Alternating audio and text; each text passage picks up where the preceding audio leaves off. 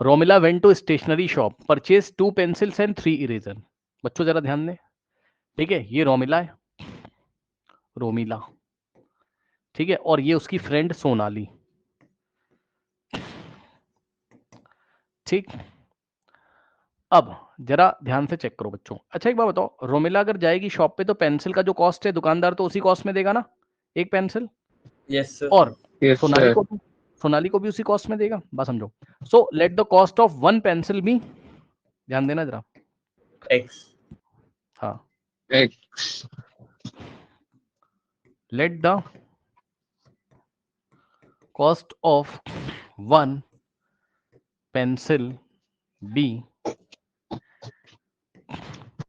Rupees X and the Eraser Y. cost of one eraser B rupees Y। Okay, correct, ठीक है। अब सुनो, कह रहे Romila went to a stationery shop and purchase 2 pencils and 3 erasers, है ना। अब जरा ध्यान देना, रोमिला ने कितनी पेंसिल खरीदी बताओ, 2। Sir, 2x. ध्यान देना जरा, एक पेंसिल का कॉस्ट कितना है, रुपीज X. एक्स, तो 2, हाँ, तो सुन लो भाई, आपके मन में आना चाहिए, जो बच्चे नहीं सोच पा, सोचो, एक पेंसिल का कॉस्ट एक्स रुपीज है, तो भाई 2 पेंसिल का 2x, तो रोमिला को पेंसिल के लिए 2x रुपीज देना पड़ेगा।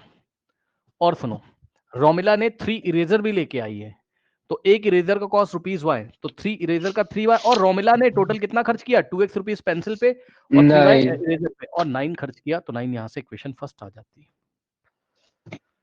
सोनाली, सोनाली को देखो, कह रहा है कि Sonali saw the new variety of pencil and eraser with Romila, है ना, मतलब रोमिला के को देखा उसने तो उसको अच्छा लगा, तो वो भी शॉप पे गई, उसने 4 पेंसिल खरीदी सोनाली ने, तो 4 पेंसिल का कॉस्ट 4x हो जाएगा, और 6 इरेजर, तो 6 इरेजर का 6y हो जाएगा, और टोटल कितना खर्च करके आ रही है, 18 यहां से आ रही है। अब बताना जरा, क्या धोखा हुआ है, क्या धोखा Sir, हुआ है, धोखा हुआ है. धोखा हुआ ठीक, है. यहाँ से कॉमन लेंगे। अब देखो जरा, ऐसे ही घुमा देगा ना बेटा, तो एग्जाम में सर 3 नंबर वैलिड में लोग से, निकलते रहे। सर हाँ, वैलिड। एग्जाम, हाँ, ये 2 जाके उधर डिवाइड करेगा, सो 2x प्लस धोखा पहले चेक करना एग्जाम में, ठीक, धोखा भी दे सकता है।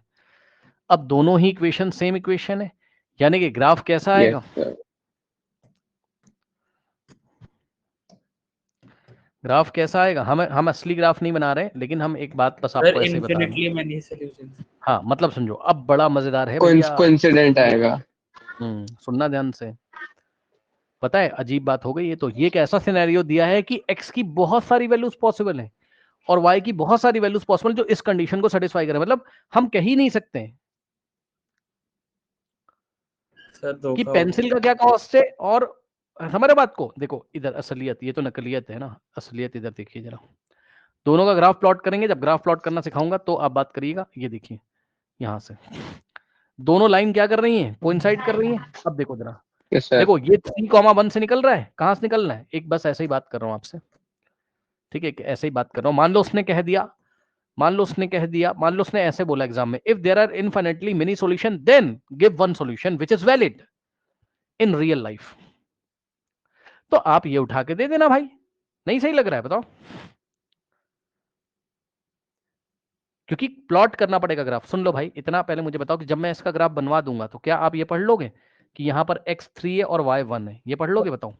Yes sir. तो अब आपके मन में आना चाहिए ना कि भाई ये x को दिखा रहा है और ये y को, तो भाई एक सिनेरियो तो ये भी हो सकता है ना कि पेंसिल का कॉस्ट 3 रुपए हो और इरेजर 1 रुपए की हो, सही बात है कि नहीं, यस सर।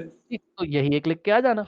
अब पता है एक बच्चा क्या कहने लगा, कह रहा है कि ये वाला लिख दो सर, कह तो सही रहा है यार कि 4.5, 0 से लाइन पास हो रही है, लेकिन बच्चों ऐसा थोड़ी ना यार कि पेंसिल का कॉस्ट 4.5 रुपए और इरेजर फ्री में थोड़ी ना दे देगा, इरेजर का कॉस्ट 0 थोड़ी ना आ जाएगा, नहीं समझे। उसने बोला कि हाँ, कि इनफिनिटली मेनी सॉल्यूशन तो है, ठीक है, क्योंकि वो तो एक्स और वाई की वैल्यू, लेकिन प्रैक्टिकल लाइफ में जब आप शॉप पे जाओगे स्टेशनरी पे, तो what is the real condition, what may be the real condition there, क्या ये रियल कंडीशन होगी वहां पर, बताना 0,3, सर नहीं हो सकती। नहीं हो सकता भाई, पेंसिल तुमको फ्री में थोड़ी ना दे देगा यार, है ना, इरेजर 3 रुपए की पेंसिल कहेगा फ्री ले जाओ, ऐसा नहीं है।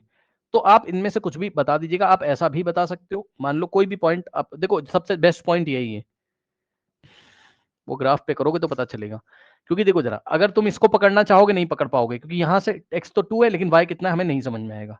अब 1.6 आ रहा है यहाँ पर, ये देखो x कितना है 2 और y 1.6 के। अब भैया 1.6 रुपए थोड़ी ना दे के आते हो बाजार में आप, यस है ना, सर। समझ रहे हो? तो ये चीज है आपकी। तो एक वैलिड पॉइंट पकड़ के आंसर, अगर उसने जबरदस्ती पूछा आपसे कि वैलिड पॉइंट बताओ, तो आपको एनालिसिस करनी होगी, अपना दिमाग लगा के एक वैलिड आंसर देना होगा। बाकी आपको लिखोगे कि infinitely many solutions means geometrically infinitely many solution, but soon low, geometrically infinitely many solution but in reality, in reality, तो प्रैक्टिकली लिख सकते हैं। हाँ प्रैक्टिकली या इन रियल लाइफ, समझ गए होगे। We can take one answer here. अब देखो इधर, two rails are represented by the equation this and this, है ना, two rails are represented by this and this, है ना। रेल है, अब रेल है तो पैरेलल होएगी होएगी, चेक कर लो, रेल है, ठीक, रेल की पटरी। सुनो, हमने फर्स्ट का ग्राफ बनाया, अब ग्राफ कैसे बनाते हो आपको दिखाएंगे बाद में। सेकंड का बनाया, और अगर पैरेलल आ गया तो इसके कोई भी सॉल्यूशन नहीं होंगे, कॉमन सॉल्यूशन नहीं होंगे। अब अगर आप चेक करना चाहें डायरेक्ट कर सकते हैं, a1/a2 b1/b2 2/4 भी 1/2 आ जाएगा, और -4/-12 -4/-12 4 1 जा 4 3 जा तो 1/3 आ जाएगा।